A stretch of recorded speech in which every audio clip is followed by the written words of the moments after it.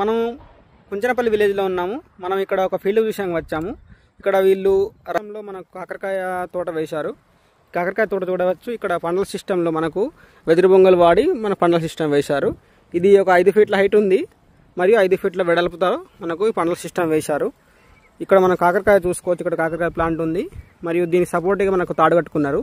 ఈ తాడు కట్టడం వల్ల ఏంటంటే మనకు ఈ ప్లాంట్ అనేది పెరిగి మనకు పైకి వస్తుంది.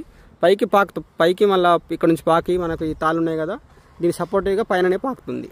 ఈ పైన పాకడం వల్ల మనకు మేజర్గా ఫస్ట్ లాభం ఏంటంటే మనకు సాయిల్ తాకది, దానివల్ల సాయిల్ బాండ్ డిసీజ్ అని రావు.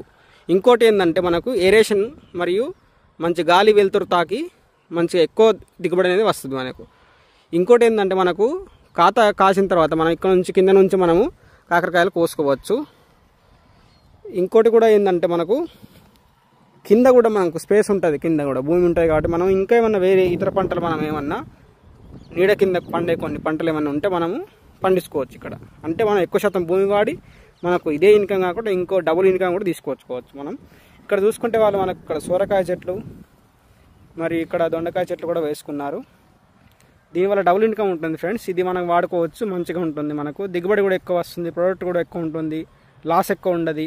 ఎందుకంటే మన సాయిల్ బాండ్ డిసీజ్ రావు ఎక్కువ కాబట్టి.